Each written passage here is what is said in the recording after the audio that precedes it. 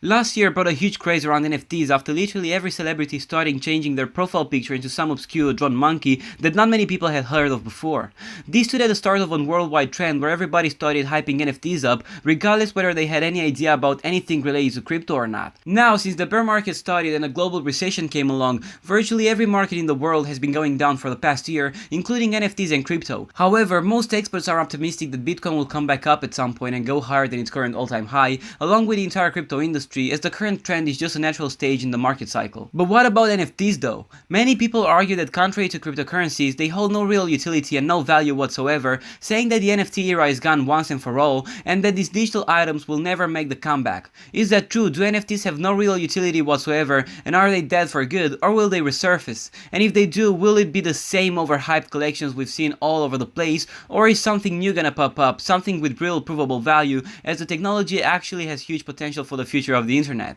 Stick to the end of the video if you want to find out the answer to all these questions, including some extra tips on how you could set yourself ahead of everybody else by understanding how NFTs could actually change our entire lives in the coming years. NFTs are digital items that live on the blockchain. The name is an abbreviation which stands for non-fungible token, which is a pretty suggestive name, and I'll explain what it means in a second. Non-fungible means that NFTs are tokens that cannot be divided into multiple pieces. As opposed to cryptocurrencies, which are fungible tokens, you cannot sell half of your NFT or a fifth of it, as you could sell a tenth of a Bitcoin, for example. An NFT functions only as a whole, so you can either buy or sell the entire thing or nothing of it.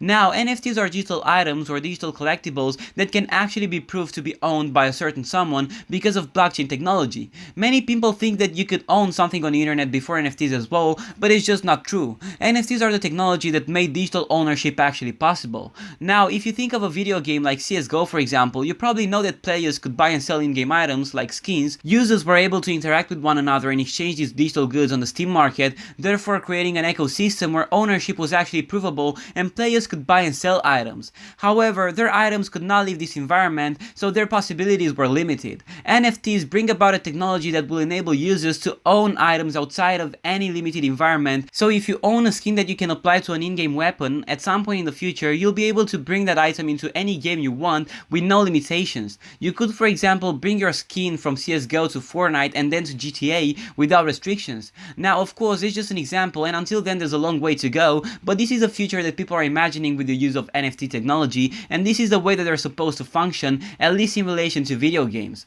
So now that we established what these items actually are, let's go through some different use cases. There is no one use case for NFTs, contrary to what most people think. I've heard a lot of people coming up with the argument that pictures of monkeys or of any other random animal are not art, but that's the thing, they're not even supposed to be. True, NFTs could be used for transposing art into the digital, and many artists have successfully done it. One example for that is Fawashius, by his real name Victor Langlois, a 19-year-old artist who became a renowned name around the world in a matter of months after finding success and recognition in the online sphere when he started distributing his art in the form of NFTs. However, most NFT projects, especially the ones which have been making waves in the media during the 2021 craze, are not intended to represent art objects but collectibles. These collectible projects are often linked to certain utilities or perks that the owner gets for owning the NFT. The biggest projects though have started as jokes or pure experiments and have gone to become global phenomena because of a snowball effect started by one celebrity buying one of them and setting it up as their profile picture, which determined some other public figure to do the same, and you probably know what followed.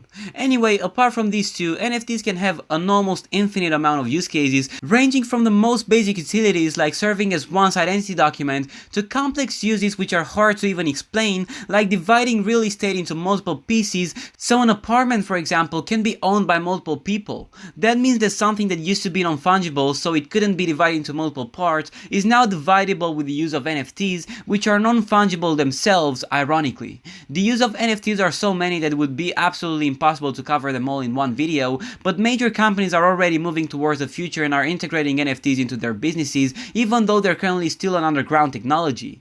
Nike, for instance, one of the biggest companies in the world, has recently acquired Artifact, a young company which was founded in 2019 and that specializes in NFTs and digital fashion. What they're doing is basically this: they are making digital clothes in the form of NFTs that people would be able to equip their digital avatars with when the metaverse and other similar things will actually be a thing.